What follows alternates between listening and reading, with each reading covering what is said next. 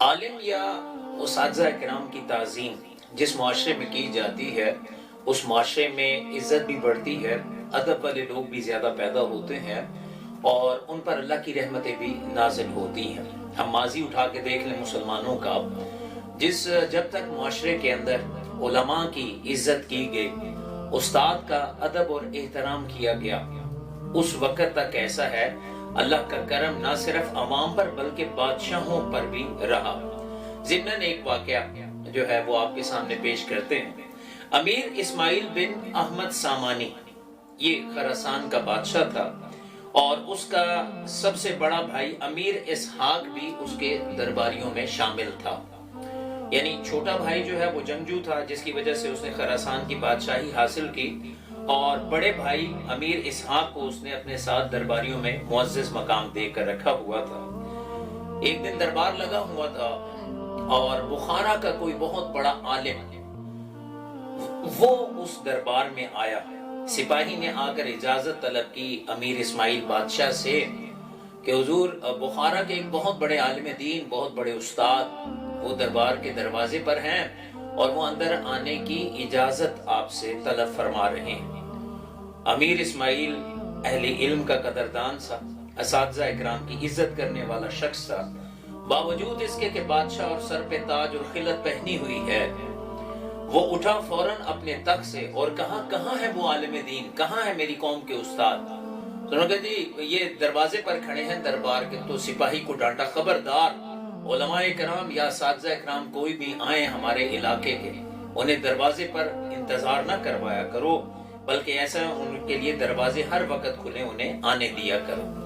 قصہ مختصر یہ کہ وہ عالم دین، وہ استاد جب دربار میں داخل ہوئے، یہ 7 قدم دوڑتا ہوا آگے بڑھ کر امیر اسماعیل بادشاہ نے اس استاد کا، اس عالم دین کا احترام کیا، بڑے ادب کے ساتھ اپنے پاس لا کر تخت کے اوپر بٹھایا، عزت اور شرف سے کلام کیا اور ان کا مسئلہ پوچھا اور عرض کی ہاتھ جوڑ کر، حضرت آئندہ سے آپ کو کبھی بھی کوئی مسئلہ ہو، آپ امت کے عالم ہیں، آپ ہماری قوم کے استاد ہیں، آپ کو جب بھی کوئی مسئلہ ہو آپ کوئی رکا بھیج دیا کریں، کوئی بندہ بھیج دیا کریں، آپ اشارہ کریں گے، جیسا آپ چاہیں گے ویسا ہی آپ کا کام ہوگا۔ وہ عالم دین صاحب، وہ استاد صاحب بڑی دعائیں دیتے ہوئے اس شخص کو، اس بادشاہ کو روانہ ہوئے دربار سے۔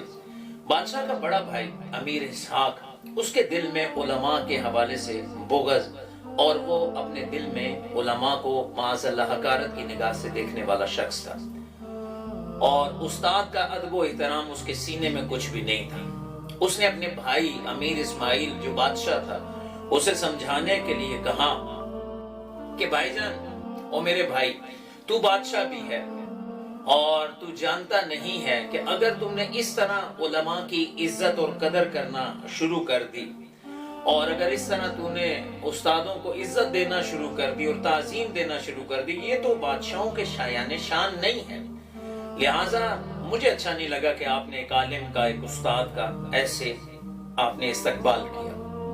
تو جواب میں شاہ اسماعیل یا امیر اسماعیل جو ہے وہ مسکرایا، جو بادشاہ تھا وہ کہنے لگا کہ دیکھو، ہر شے کی ایک حد ہو سکتی ہے لیکن استاد کے احترام کی کوئی حد نہیں ہوتی۔ یہ قوم کا محسن ہوتا ہے، عالم امت کا مربی اور پالنے والا ہوتا ہے۔ میں نے اس کی عزت صرف اور صرف اس کے علم کی وجہ سے کی اور اس کے علم کے شرف اور بزرگی کی وجہ سے اس کی عزت کی ہے۔ بہرحال زیادہ بات نہیں بڑھی، اس نے سوال کیا، اس نے جواب دے دیا، بات مطمئن ہو گئے۔ رات کو جب بادشاہ سویا، اس کے مقدر جاگے۔ امیر اسماعیل اپنا خواب بیان کرتے ہیں، میرے مقدر جاگے، میں نے آقا کریم صلی اللہ علیہ وآلہ وسلم کو خواب میں دیکھا، محبوب علیہ السلام مجھ سے بڑے خوش ہیں اور فرماتے ہیں میری امت کے ایک عالم کی تو نے عزت کی اور اسے لینے کے لیے تو اپنے دربار کے اندر، شاہی دربار میں 7 قدم آگے بڑھا اور تو نے اس کا استقبال کیا۔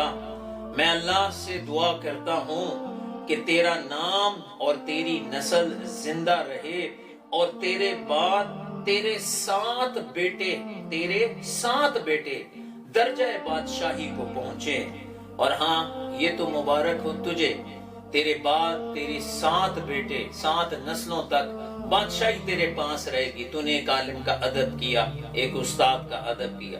وہ جو تیرا دوسرا بھائی ہے امیر اسحاق, جو عمر میں تجھ سے بڑا لیکن ادب میں تجھ سے بہت چھوٹا, اسے کہنا تو نے میری امت کے ایک عالم کی, ایک استاد کی بے ادبی کی ہے, لہٰذا تیرے لیے بری خبر یہ ہے, عالم کی بے ادبی کی وجہ سے اللہ نے تیری نسل کا سلسلہ منقطع کر دیا. تیری اولاد ہی نہیں ہوگی, جو ہوگی وہ بھی عنقریب مر جائے گی. تیری نسل ہی آگے نہیں بڑھے گی کیونکہ تو میری امت کے علماء سے بغض رکھتا ہے. لہذا علماء اسامین کرام, علماء کرام اور استاد کا ادب نسلوں کو فیض دیتا ہے اور ان کا بغض نسلوں کو برباد کر کے رکھ دیتا ہے. جوامع الحکایات کی یہ روایت میں نے آپ کے سامنے بیان کی, جس کا مترجم ہے اختر شیرانی. انہوں نے یہ حکایت لکھنے کے بعد کہا ہمیں چاہیے کہ ہم جہاں تک ہو سکے علماء اور اساتذہ کا ادب کریں. ان کا ادب کرنے والا نہ صرف خود فیض پاتا ہے بلکہ اس کی 7 نسلوں تک یہ فیض جو ہے وہ جاتا ہے.